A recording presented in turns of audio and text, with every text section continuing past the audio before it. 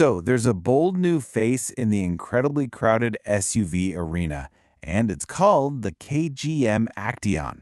It's got standout looks, that's for sure.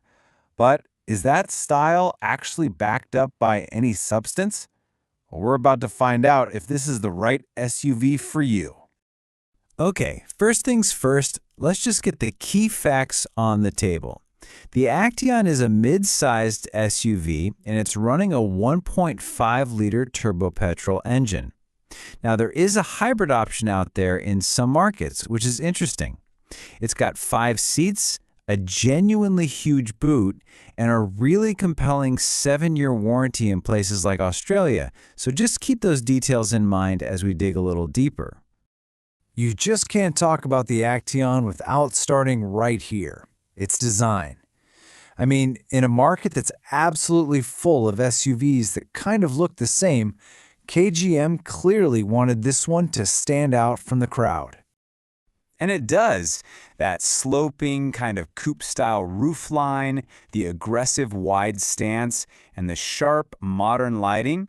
It all comes together to create a look that feels way more premium than its price tag might suggest. This car is absolutely designed to get noticed, and for a lot of buyers, that's a huge win right out of the gate. But a car has to be more than just a pretty face, right?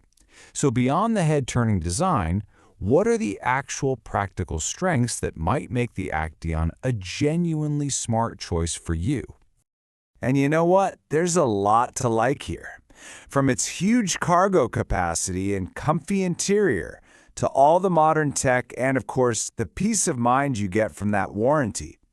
Plus, the fact that there's a hybrid model available is a massive bonus, which, as we're about to see, solves one of the petrol version's absolute biggest problems. Let's talk about space, because this number is a big, big deal. 1,440 liters with the seats folded down, that is massive for this class. That's more than enough for family road trips, bulky sports gear, you name it. This isn't just some spec on a sheet. It's a real practical advantage over a lot of its rivals. And here's another number that really matters. 7. In Australia, we're talking about a 7-year, unlimited kilometer warranty. For a newer brand that's trying to earn your trust, that is a huge statement of confidence in their own product. And it's a major, major selling point for buyers. Okay, so that's the good news. But look, no car is perfect, and the Actyon has some pretty significant trade-offs that you absolutely need to know about before you make any decisions. The biggest issue, and it's one that reviewers consistently flag, is the fuel economy. The standard petrol engine is described as very thirsty, and that is a major problem.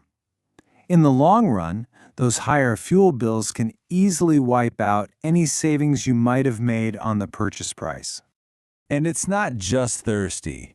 It can also be pretty uncomfortable. Reviewers point to a firm, sometimes even jarring ride.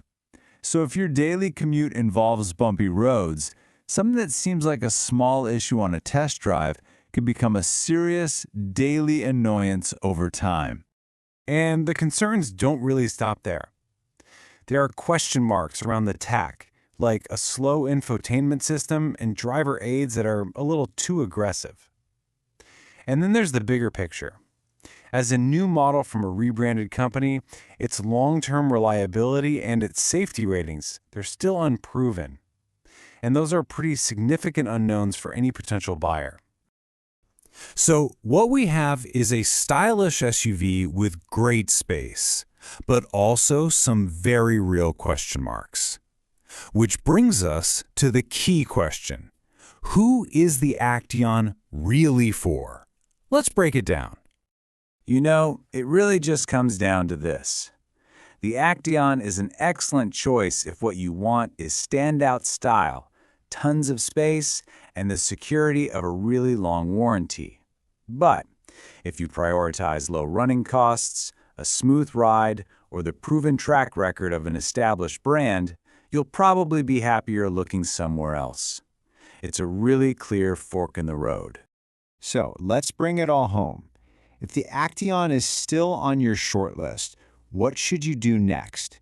Here's your final action plan. The advice here is pretty simple. First, try to prioritize the hybrid if you can get it. It solves the petrol's biggest weakness, plain and simple. Second, if you are testing the petrol model, be critical. I mean, really pay attention to the ride on bad roads, test that infotainment system thoroughly, and see how you feel about the driver aids. These are the things that are going to matter to you every single day.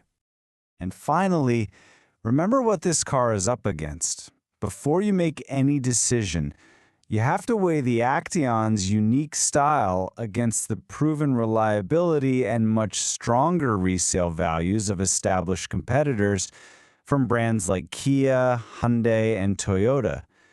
They might not look quite as distinctive, but they definitely represent a safer, more predictable investment. So, it all comes down to this. The KGM Actyon is a bold choice. It bets heavily on its style, its space, and a great warranty to win you over. But it also asks you to take a chance on a totally unproven platform that has some very clear compromises. So the question you have to answer is that a bet you're willing to make?